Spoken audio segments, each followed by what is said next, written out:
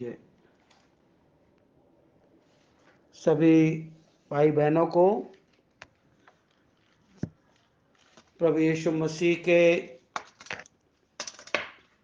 पवित्र सामर्थी नाम में शलोम। हम ध्यान करेंगे मत्ती रचित सुसमाचार 7 अध्याय 7 वचन से लेकर 12 वचन तक।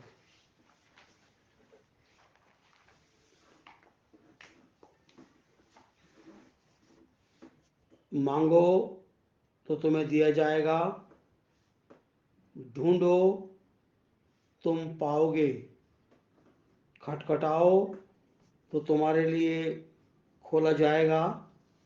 क्योंकि जो कोई मांगता है उसे मिलता है, जो ढूंढता है वो पाता है, और जो खटखटाता है उसके लिए खोला जाएगा। तुम में से ऐसा कौन मनुष्य है जिसके पास यदि उसका पुत्र उससे रोटी मांगे तो वो उसे पत्थर दे, या मछली मांगे तो उसे सांप दे? अर्थात जब तुम बुरे होकर अपने बच्चों को अच्छी वस्तुएं देना जानते हो तो तुम्हारा स्वर्गीय पिता अपने मांगने वालों को अच्छी वस्तुएं क्यों ना देगा। इस कारण जो तुम चाहते हो कि मनुष्य तुम्हारे साथ करें, तुम भी उनके साथ वैसा ही करो। क्योंकि व्यवस्था और भविष्यवक्ताओं की शिक्षा यही है। यहोवा परमेश्वर की आशीष उसके पवित्र वचन के पढ़े और सुने जाने पर हो। आमीन। हम लोग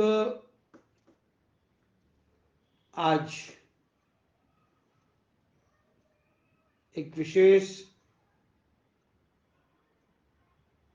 समय में आकर खड़े हुए हैं, और इस समय के अंदर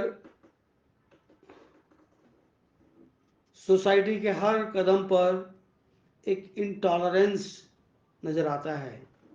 किसी एक वर्ग विशेष की मैं बात नहीं कर रहा, ये पूरे संसार के अंदर नजर आता है।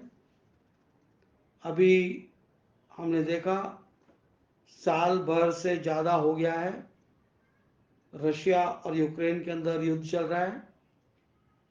अभी हमने देखा 1 महीने से ऊपर हो गया है मिडिल ईस्ट के अंदर इज़राइल और हमास और दूसरे लोग हमास की तरफदारी में उतर के आ गए युद्ध करने के लिए। और जो हमास की तरफदारी में युद्ध करने के लिए उतर के आ गए, उनमें से कोई भी ये स्वीकार करने को तैयार नहीं है कि हमास ने पहले युद्ध छेड़ा इज़राइल के विरुद्ध, और इज़राइल ने उसका केवल जवाब दिया। और इज़राइल इन परिस्थितियों को, जब से इज़राइल अपने वजूद में आया है, वो झेलता आ रहा है। बहरहाल मेरा विषय इज़राइल और हमास नहीं है, मेरा विषय है मांगोगे तो पाओगे। अब हमें ये देखना है कि हम क्या क्या मांग सकते हैं और क्या क्या पा सकते हैं, और किस किस से हम मांग सकते हैं और कैसे पा सकते हैं। जब मांगने की बात आती है तो अधिकांश लोगों का ध्यान केवल रुपया पैसे तक सीमित हो जाता है कि रुपया ही मांगना है और रुपया ही मिलना है। परंतु जब हम परमेश्वर के पवित्र वचन में देखते हैं तो हमको कहीं इससे बढ़कर प्राप्त होता है। और जब हमको इससे कहीं बढ़कर प्राप्त होता है, तो उस वचन के ऊपर थोड़ा ध्यान लगाएं और देखें कि प्रभु जो हमारा महान परमेश्वर है, उसकी सिद्ध योजना के अंतर्गत हम क्या क्या मांग सकते हैं और हमको कैसे उसकी प्राप्ति होने वाली है। क्योंकि चीज़ मांगने की है और वो भी अपने परमेश्वर से, तो मैं चाहूँगा कि सब लोग तत्परता से इसको सुने और ध्यान करें और बार बार इसका रिपीटेड मैसेज सुने। मैं कहना चाहूँगा JCNTSD के अपने भाई बहनों से कि केयरफुली इस चीज़ का अनुसरण करें। पहला वचन जो कि 7 वचन है, मांगो तो तुम्हें दिया जाएगा, ढूंढो तो तुम पाओगे,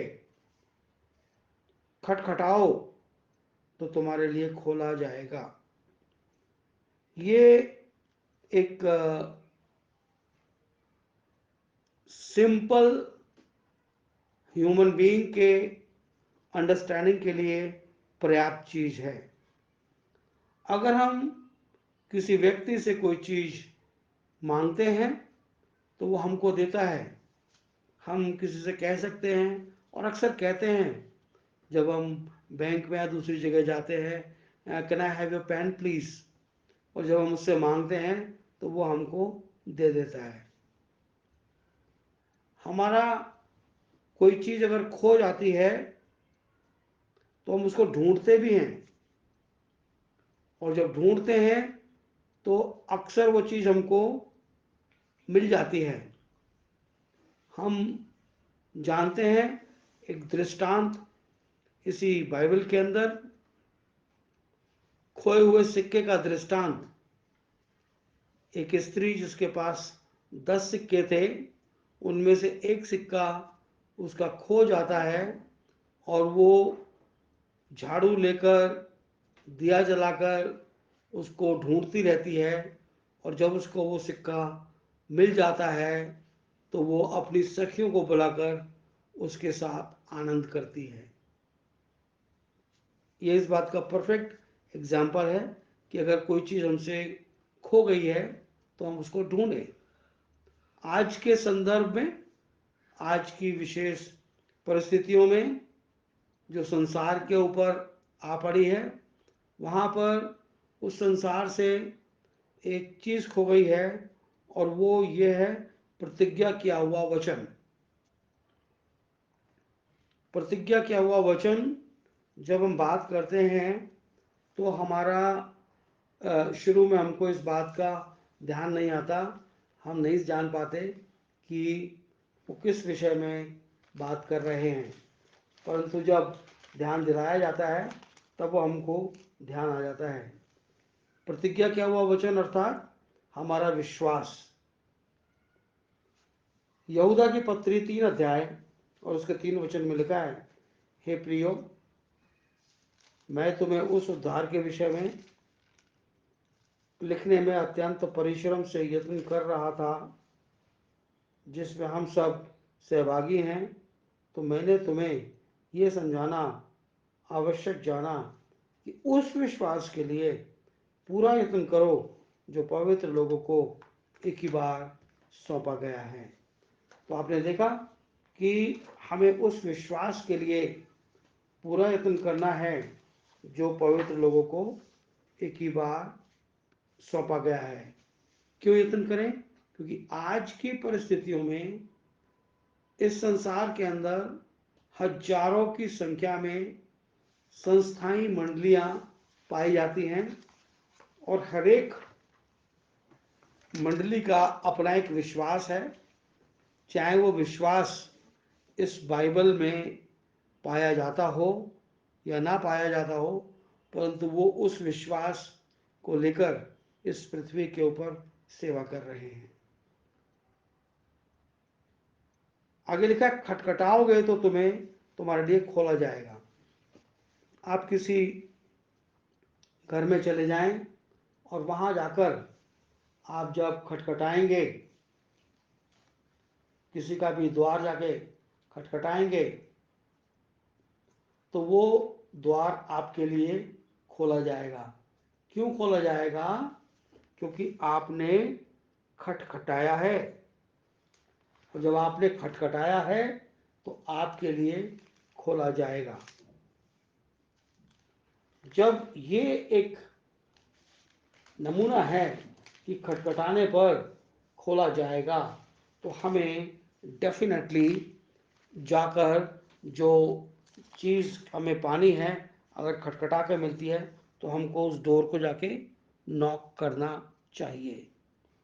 एक वचन हम देखेंगे और वो मिलता है हमको पहला राजा 3 अध्याय का 5 वचन। यहाँ पर लिखा है, मैं 5 वचन से थोड़ा आगे तक पढ़ूंगा ताकि आप समझें इसको। तब गिबोन में यहोवा ने रात को स्वप्न में सुलेमान को दर्शन देकर कहा, जो कुछ तू चाहे कि मैं तुझे दूं वो मांग। सुलेमान ने कहा, तू अपने दास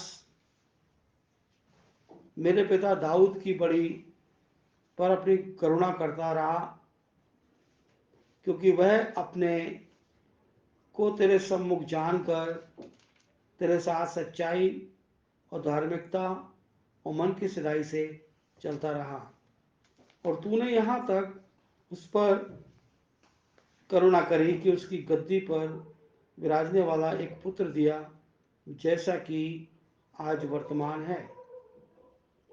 और अब हे मेरे परमेश्वर यहोवा, तू अपने दास को मेरे पिता दाऊद के स्थान पर राजा किया है, परंतु मैं छोटा लड़का हूँ जो भीतर बाहर आना जाना नहीं जानता। फिर तेरा दास तेरी चुनी हुई प्रजा के बहुत से लोगों के मध्य में है, जिसकी गिनती बहुतायत के मारे नहीं हो सकती। तू अपने दास को अपनी प्रजा का न्याय करने के लिए समझने की ऐसी शक्ति दे कि भले बुरे को परख सकूं, क्योंकि कौन ऐसा है कि तेरी इतनी बड़ी प्रजा का न्याय कर सके। इस बात से प्रभु ने प्रसन्न हुआ और सुलेमान ने ऐसा वरदान मांगा है। तब परमेश्वर ने उससे कहा, इसलिए कि तूने ये वरदान मांगा है, न दीर्घायु, न धन और न शत्रुओं को नाश मांगा, परंतु समझने के विवेक का वरदान मांगा है। इसलिए सुन, मैं तेरे वचन के अनुसार करता हूँ, तुझे बुद्धि और विवेक से भरा मन देता हूँ, यहाँ तक कि तेरे समान तुझसे पहले कोई कभी ना तो तेरे समान पहले कभी कोई हुआ और ना तेरे बाद कभी कोई होगा। और फिर तूने नहीं मांगा, अर्थात धन और महिमा, वह भी मैं तुझे यहाँ तक देता हूँ कि तेरे जीवन भर कोई राजा तेरे समान तेरे तुल्य ना होगा। फिर यदि तू अपने पिता दाऊद के समान मेरे मार्गों पर चलता हुआ मेरी विधियों और आज्ञाओं को मानता रहेगा, तो मैं तेरी आयु को बढ़ाऊंगा। देखा आपने कैसी उत्तम बात हमारे समक्ष आई कि जब मांगने की बात आई कि हम परमेश्वर से क्या मांगे। लोग अक्सर परमेश्वर से पैसा मांगते हैं, रुपया मांगते हैं, धन दौलत मांगते हैं, घर मकान मांगते हैं और उत्तम उत्तम चीज़ें मांगते हैं, बच्चों के लिए, अपने परिवार के लिए, अपने माँ बाप के लिए। मांगते हैं।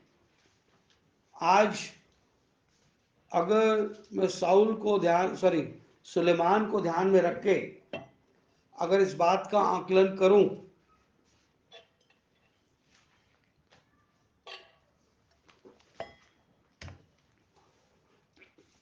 कि जब सुलेमान को मांगने के लिए कहा गया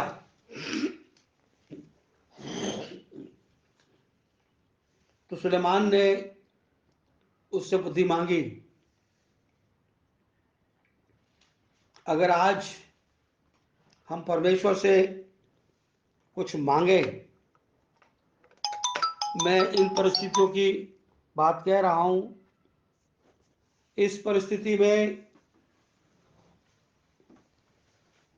परिस्थिति में हमें परमेश्वर के समक्ष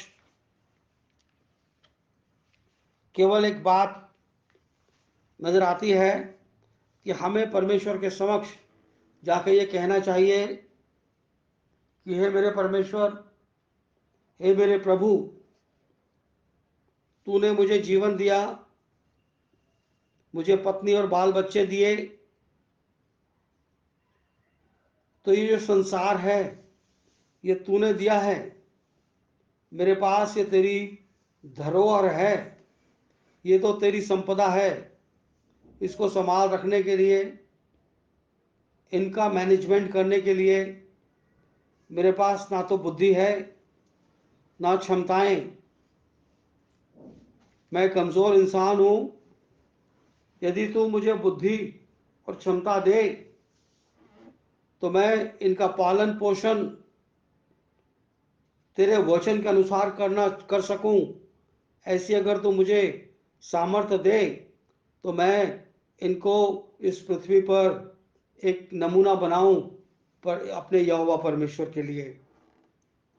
और जब ये बात खुदाबंद सुन ले और हमको अपनी सामर्थ्य से भर दे तो हमें प्रायोरिटी में वैसा ही करना चाहिए जो हमने उससे मांगा, वरन उसने दिया भी। अगर ऐसी परिस्थिति हमारे समक्ष आए तो हमको बिल्कुल इसी प्रकार से पेश होना चाहिए। और ये कोटेशन बहुत दफा आया है कि मांगो तो तुम्हें दिया जाएगा या वगैरह वगैरह वगैरह। एक वचन मैं और पढ़ता हूँ हम दोनों के लिए, हम सब के लिए, एक या दो वचन मैं देखता हूँ क्या लिखा है यहाँ पर। हाँ, मत्ती 18 अध्याय और उसका 18, 19 और 20 वचन तक मैं पढ़ूंगा। मैं तुमसे सच कहता हूं, जो कुछ तुम पृथ्वी पर बांधोगे वो स्वर्ग में बंधेगा, और जो कुछ पृथ्वी पर खोलोगे वो स्वर्ग में खुलेगा। फिर मैं तुमसे कहता हूं, यदि तुम में से दो जन पृथ्वी पर किसी बात के लिए एक मन होकर मांगे तो वो मेरे पिता की ओर से स्वर्ग में उनके लिए हो जाएगी। क्योंकि जहां दो या तीन मेरे नाम से इकट्ठे होते हैं वहां मैं उनके बीच में रहता हूं। इतनी बड़ी प्रतिज्ञा परमेश्वर ने केवल उन लोगों के लिए रख दी कि जब हम उससे मांगे तो क्या मांगने में हमें तकलीफ होती है या हमें मांगना नहीं आता, या तो मांगना वास्तव में नहीं आता, या हम परमेश्वर के सामने अपने आप को हलीम नहीं कर पाते, या हमारी मंशा उस वक्त कमजोर पड़ जाती है। बाइबल कहती है कि जब तुम मांगो तो ये प्रतीति कर लो कि मिल गया। विश्वास इस प्रकार का होना चाहिए। और जब प्रतीति कर लोगे तो वो चीज तुम्हें मिल जाएगी। ये प्रतीति करने का क्या अभिप्राय है? जब कोई चीज हमें ऐसे मिल जाती है जिसकी हमें आवश्यकता है, तो हमारे जीवन में हर्ष और उल्लास और धन्यवाद ये एक साथ आते हैं और हमारे चेहरे पे चमक और जीवन में उमंग होती है। जब हम प्रार्थना करें तो प्रार्थना करने में जब ये वचन हमारे ध्यान में आता है कि जो कुछ तुम मुझसे मांगते हो विश्वास कर लो कि तुम्हें मिल गया, तो वही खुशी, वही हर्ष, वही उल्लास और वही धन्यवाद परमेश्वर के लिए हमारे मुख के ऊपर आना चाहिए। और उस खुशी का आनंद करो कि वो चीज मिल गई, अभी मिली नहीं, आपने केवल मांगी है, आपका विश्वास है कि वो मिल जाएगी। और जब आपका विश्वास है वो मिल जाएगी तो उस आनंद से जियो कि वो चीज आपके पास है। तब परमेश्वर वो चीज आपके उस विश्वास के अनुसार आपको दे देता है, क्योंकि वो कहता है कि जहां मेरे नाम से 2 या 3 लोग इकट्ठे होते हैं वहां पे मैं हाजिर होता हूं। इसलिए आज के बाद जो हम कोई चीज परमेश्वर से, मैं हमेशा एक बात के ऊपर जोर देता हूं कि प्रार्थना की जाए। जिंदगी प्रार्थनामय जिंदगी हो, और प्रार्थनामय जिंदगी हर एक छोटी से छोटी बात के लिए स्वयं हमको प्रार्थना करनी आनी चाहिए। और प्रार्थना करने का ये जो नियम बनाए, प्रभु यीशु मसीह के नाम से प्रार्थना को शुरू करें और यीशु मसीह के नाम से हम हर एक चीज को, जो कुछ भी हम मांगते हैं वो मांगे। आप देखेंगे कि यीशु मसीह के नाम से प्रार्थना शुरू की गई, यीशु मसीह के नाम से हमने प्रार्थना मांगी, परमेश्वर वो चीज आपकी जिंदगी में डाल देगा। क्योंकि जो कोई मांगता है उसे मिलता है, जो ढूंढता है वो पाता है, और जो खटखटाता है उसके लिए खोला जाएगा। हम इन चीज़ों को देख चुके हैं कि इसका कैसे कैसे प्रयोग किया जाता है। मैं 2 वचन पढ़ना चाहूँगा यहाँ पर आप लोगों के बीच में, और ये जो वचन है नीति वचन 8 अध्याय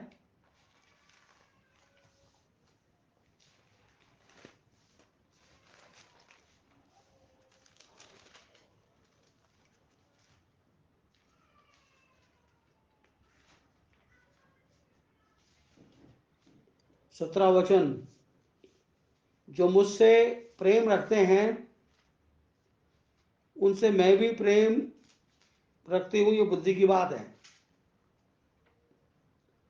और जो मुझे यत्न से तड़के उठकर खोजते हैं वे मुझे पाते हैं।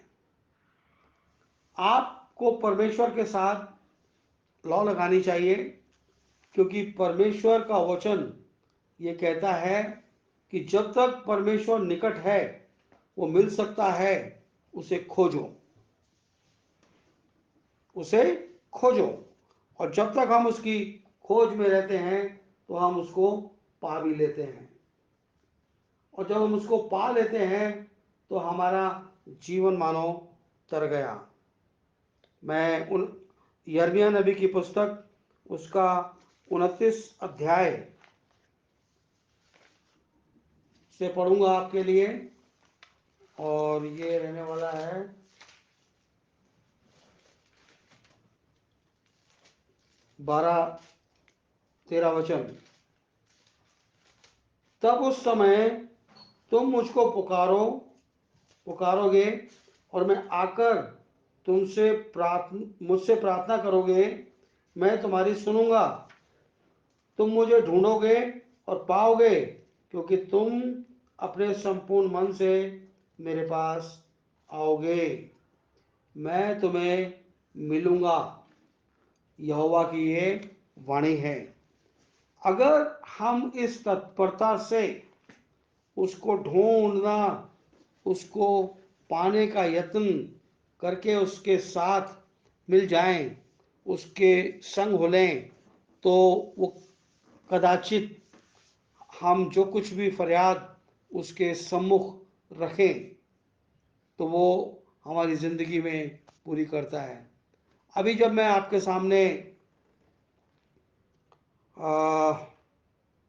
पहले राजा से और उसके तीसरे अध्याय से ये वर्णन पढ़ रहा था कि सुलेमान और यहोवा परमेश्वर के बीच में वार्तालाप हो रही है, और सुलेमान ने यहोवा परमेश्वर की दुहाई दी और उससे कहा कि तेरा दास और मेरा पिता जिसे तूने बहुत आशीष दी, वो ये जानकर कि वो तेरे सम्मुख तू उसके सम्मुख रहता है, वो सिधाई से चलता रहा। तो दाऊद जैसा विश्वास पाना, दाऊद जैसा फेथ रखना अच्छे अच्छे लोगों के बस की बात नहीं। क्योंकि जब हम ये मान के चलते हैं कि हर पल परमेश्वर मेरे साथ है, तो हम गलती नहीं करते। लोग दाऊद की एक गलती को हमेशा उलाहना देते हैं। उसने किसी और की पत्नी को अपने घर में जब रख लिया था छल के साथ, उसके बाद उसने बहुत पश्चाताप किया, बहुत रिपेंट किया, रो रो कर उसने माफ़ी मांगी और परमेश्वर ने उसको माफ़ भी किया। और उसके बाद उसने जो कवनेंट बांधी परमेश्वर से, वो हमेशा उसको अपने सम्मुख जानकर चलता था। यानी कि जब भी कोई काम करता था तो वो ये समझता था कि मेरी इस बात को परमेश्वर देख भी रहा है और सुन भी रहा है। मैं क्या जवाब दूंगा? इसका गवाह परमेश्वर है। हम बाज दफा कुछ ऐसी हल्की बातें कह देते हैं जो कि हमें मालूम है कि ये झूठ है, परंतु हम इतनी सफाई से बोलते हैं क्योंकि हमको सामने वाले को टालना होता है और कह जाते हैं। परंतु दाऊद का साहस देखिए कि वो परमेश्वर को अपने सम्मुख जानकर चलता था कि परमेश्वर मेरे साथ साथ रहता है, और वो कभी कोई ऐसी बात ना कहता था जिससे कि परमेश्वर के मन को ठेस लगे। फिर आगे 9वें वचन में लिखा है, तुम में से ऐसा कौन मनुष्य है यदि उसका पुत्र उससे रोटी मांगे तो उसको पत्थर दे, या मछली मांगे तो उसको सांप दे? अतः जब तुम बुरे होकर अपने बच्चों को अच्छी वस्तुएं देना जानते हो, तो तुम्हारा स्वर्गीय पिता अपने मांगने वालों को अच्छी वस्तुएं नहीं देगा क्या? ये एक सवाल उत्पन्न हुआ है कि यहाँ पर परमेश्वर ने अपनी प्रजा के साथ एक संबंध को स्ट्रेट जोड़ दिया है, और वो कहता है कि मैं तुम्हारा स्वर्गीय पिता हूँ। 11वें वचन के सेकेंड हाफ में, तो तुम्हारा स्वर्गीय पिता अपने मांगने वालों को अच्छी वस्तुएं क्यों ना देगा। जब परमेश्वर ने अपने आप को हमारा पिता डिक्लेयर किया है और ये बोला है कि हम अपने स्वर्गीय पिता से इन चीज़ों को मांगे, तो क्या हमें अपने स्वर्गीय पिता के पास नहीं जाना चाहिए? हमें उस बात को पूरा नहीं करना चाहिए? हमको क्यों बोलता है कि जब तुम्हारा बच्चा बेटा तुमसे रोटी मांगे तो क्या उसको पत्थर खाने को देते हो? मछली मांगे तो क्या उसको सांप देते हो? जब तुम नहीं दे सकते बुरे इंसान होकर, तो तुम्हारा स्वर्गीय पिता भी तुमको किसी अच्छी वस्तु से कभी भी वंचित नहीं रखेगा जिसकी तुमको आवश्यकता है। इसीलिए दाऊद ने अपने वचन में लिखा कि शेरे बवर के बच्चे तो भूखे रह सकते हैं और रह भी जाते हैं, परंतु यहोवा के डरवैयों को किसी भली वस्तु की घटी ना होगी। अगर यहोवा का हम डर रखते हैं, हम उसका भय मानते हैं, अपने जीवन में, अपने चाल चलन में, अपने पहरावे में, अपने व्यवहार में, यहां पर एक बात है, अभी मैंने कहा व्यवहार में, तो हमारा व्यवहार भी उचित दर्जे का होना चाहिए। हम भी तो दिनों देख रहे थे तीतुस की पत्री में कि व्यवहार कैसा होना चाहिए। बुजुर्गों को माता या पिता के रूप में, अपने से बड़ों को बड़े भाई के रूप में, छोटों को बच्चों के रूप में हमको उनको एड्रेस करना चाहिए, उनको संबोधित करना चाहिए और उनकी उसी नीति पर उनकी सहायता और मदद करने का प्रयास भी करना चाहिए। क्योंकि हमारा आचरण ये केवल मनुष्य के सामने नहीं, ये हमारा आचरण 24 घंटे परमेश्वर के समक्ष भी रहता है। जब बहुत सारे विश्वासी लोग, मसीही लोग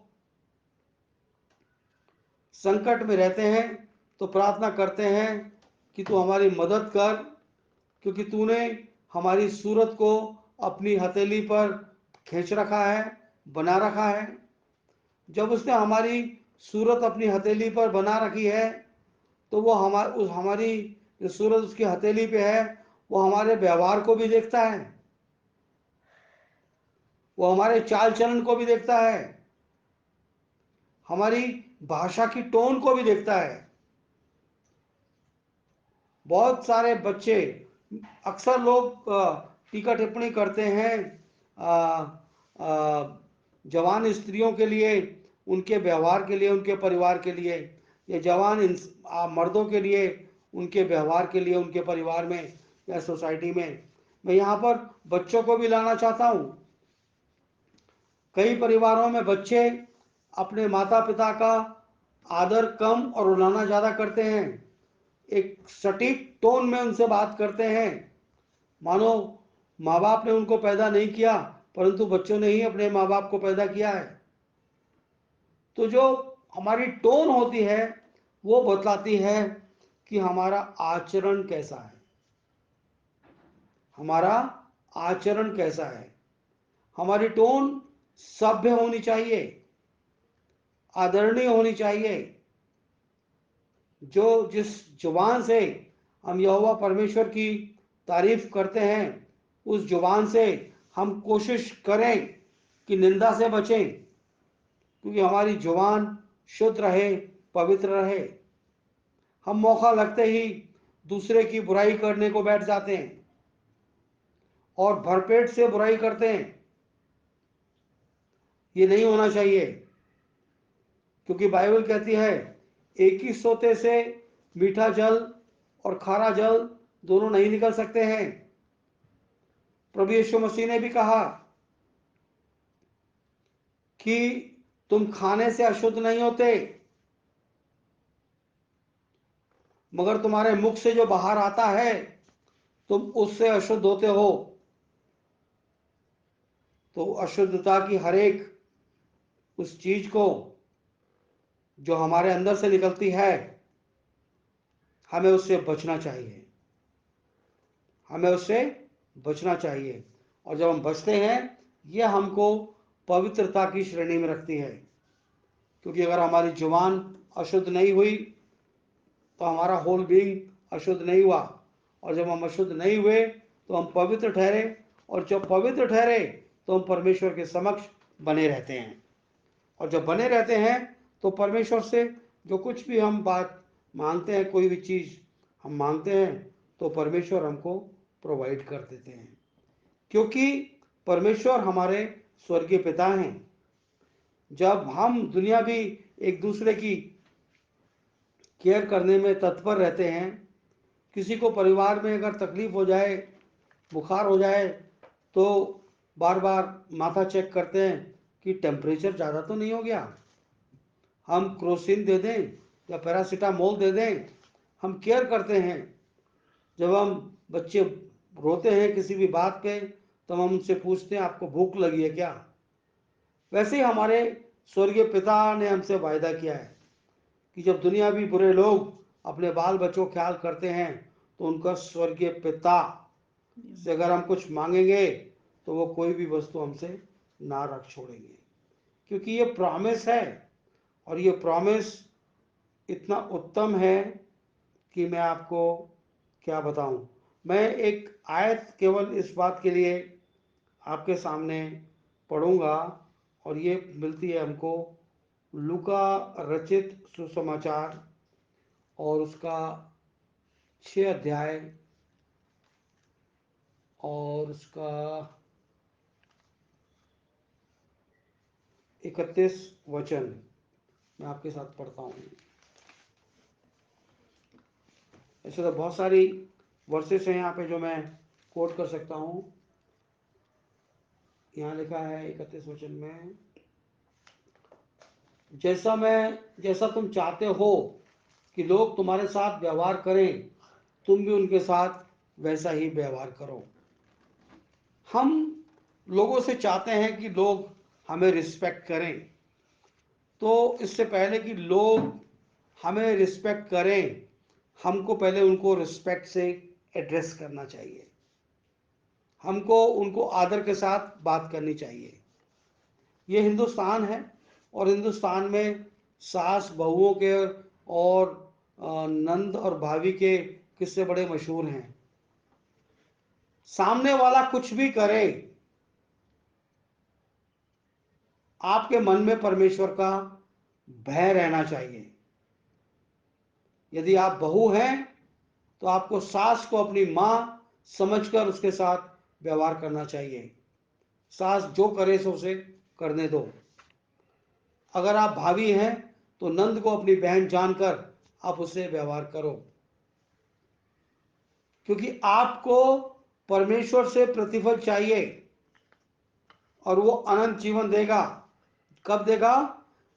बाइबल कहती है जान देने तक वफादार रहे तो जीवन का मुकुट पाएगा। छोटी छोटी बातों में चूक गए तो बड़ी में तो चूके बैठे हो। हमें छोटी बात में ही नहीं चूकना। छोटी छोटी बातों में जब हम मजबूत हो जाते हैं, तब हम बड़ी बातों में मजबूत होना सीखते हैं। लोग क्या कहते हैं? लोग कहते हैं ये तो बड़ी छोटी सी बात है, ये तो मैं जब कभी सुधार लूंगा। कभी नहीं सुधर सकता इंसान। जब तक छोटी छोटी बातों में अपना अभ्यस्त ना हो, तब तक वो बड़ी बातों में अभ्यस्त नहीं हो सकता। नहीं हो सकता तो नहीं हो सकता। ये बात बिल्कुल ग्रहण करने के लायक है कि जब तक वो नहीं हो सकता, हमें अपने व्यवहार में संपूर्ण रीति से इसका पालन करना चाहिए। और जब तक हम इसका संपूर्ण रीति से पालन नहीं करते, तब तक हम कमजोर हैं। एक वचन और पढ़ देता हूं मैं आपके लिए। भजन संहिता 84 उसका 11 वचन, साम 84 11 वर्ष।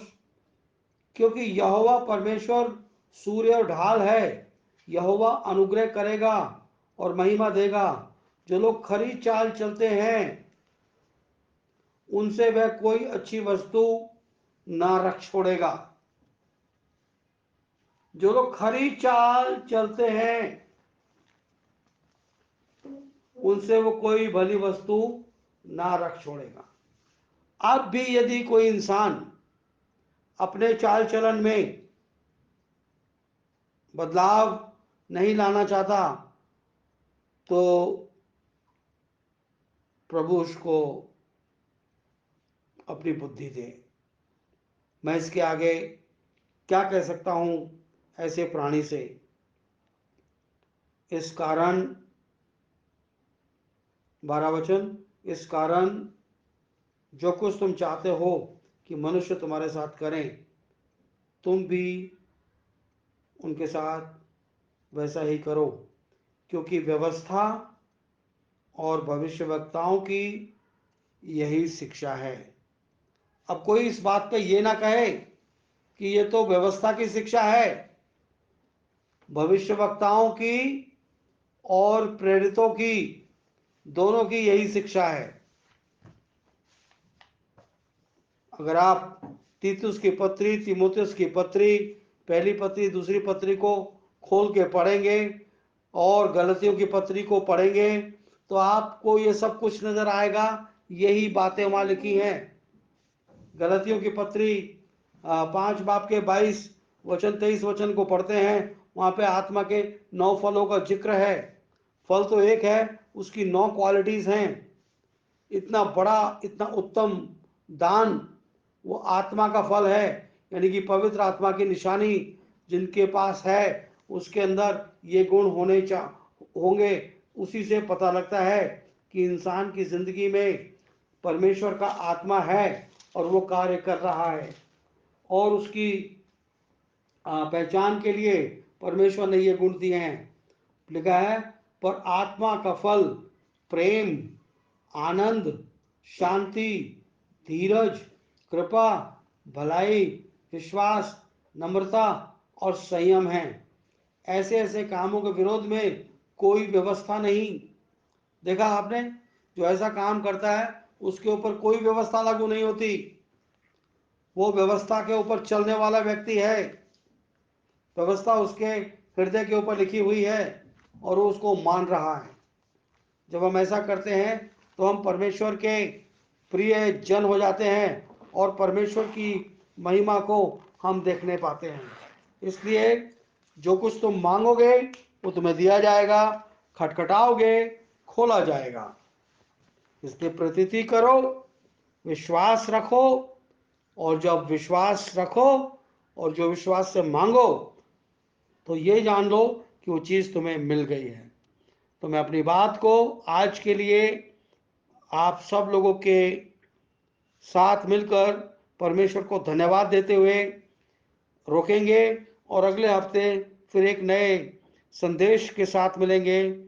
प्रभु यीशु मसीह का शालोम आप सब लोगों की जिंदगियों में कार्य करता रहे। आमेन, आमेन।